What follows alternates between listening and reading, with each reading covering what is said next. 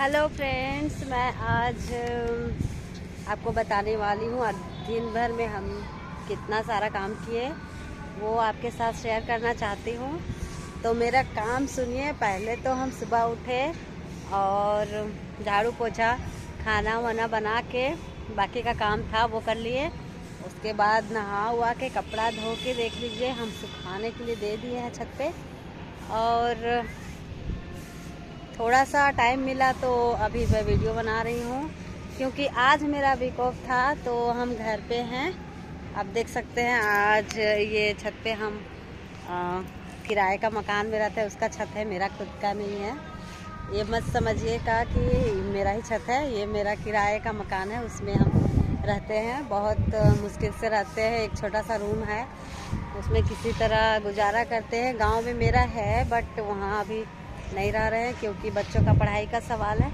तो बच्चों को पढ़ाने के लिए हम यहाँ रुके हुए हैं, ड्यूटी भी करते हैं। आप देख सकते हैं यहाँ पे जिस टाइप का ये छत के ऊपर देख सकते हैं धान को सुखाया जा रहा है। हम भी ये काम कर चुके हैं और करने वाले भी हैं। मेरा गांव में भी खेत है, वहाँ से हम धान तो काट ही चुके हैं, वीडियो भी डाले हैं। आप देख सकते हैं धान की कटाई कर चुके हैं, बस उसको बस इसी तरह से सुखा के चावल बनाना है। धान की खेती में तो बहुत सारा मेहनत भी बहुत ज़्यादा लगता है, जो कि धान जैसे कि पहले तो रोपाई होता है, जून जुलाई में हो जाता है, जुलाई तक अगस्त तक रोपाई हो जाता है।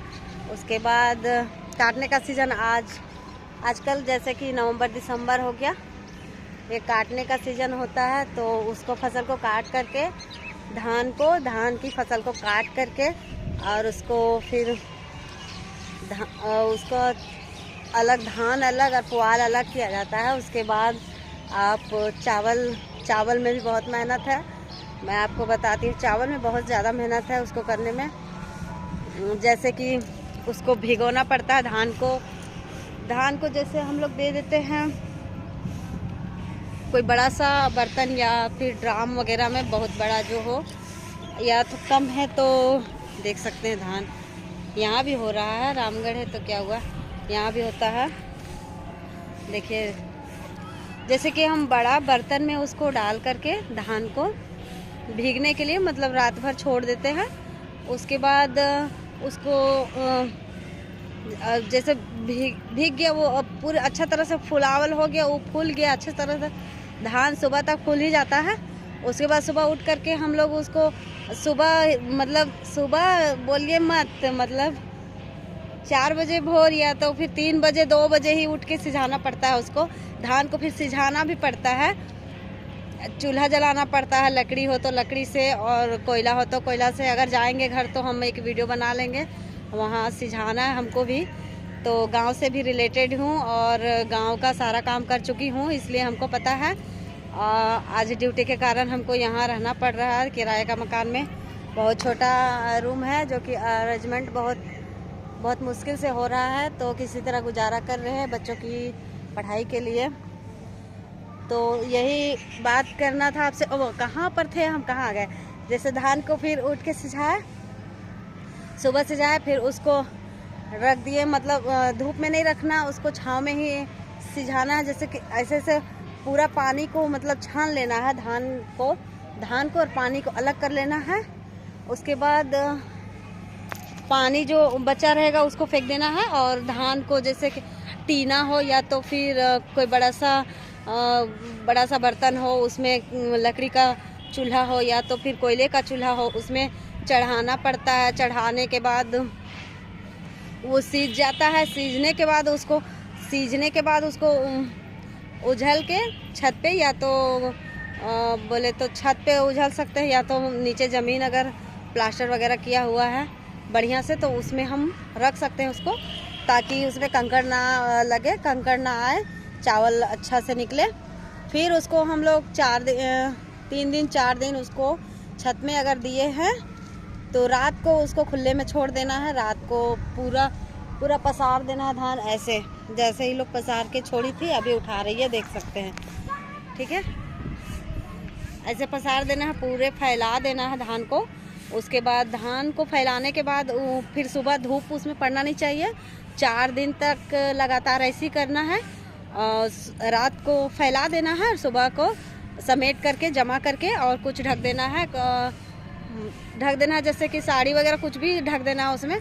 बहुत बड़ा मान लीजिए कि इतना हो गया धान ज़्यादा है तो कोई तिरपाल वगैरह प्लास्टिक का चीज़ हो तो उसको, जैसे धूप ना लगे उसमें, चावल उसमें फ्रेश बनता है वैसे। तो आप देख सकते हैं कि चावल कितना मेहनत है धान में, ये आप देख सकते हैं। बता रही हूँ मैं, जो कि मैं कर चुकी हूँ और करने वाली भी हूँ। तो अभी की नहीं हूँ, अगर गाँव जाऊँगी तो कर लूँगी। तो अभी हम बता रहे थे कि उतना मेहनत करना पड़ता है। बहुत लोग तो धान को बेच भी देते हैं मेहनत करने के चलते। तो हम इस बार सोच रहे थे कि हम इस बार बेचना नहीं है, चावल बहुत महंगा है इसलिए चावल तो ख़रीदना पड़ता है हमको। तो हम चावल उसको बनाएंगे, लेकिन छुट्टी हमको तो मिलता नहीं है। लेकिन हम सोच रहे हैं कि छुट्टी मार देंगे, बोलेंगे तबीयत ख़राब है मेरा 3-4 दिन, और चल जाएंगे और सिझा के और मतलब सिझा के फिर उसको कहाँ थे और कहाँ आ गए हम मतलब 4 दिन वैसे रेगुलर करना है धान को।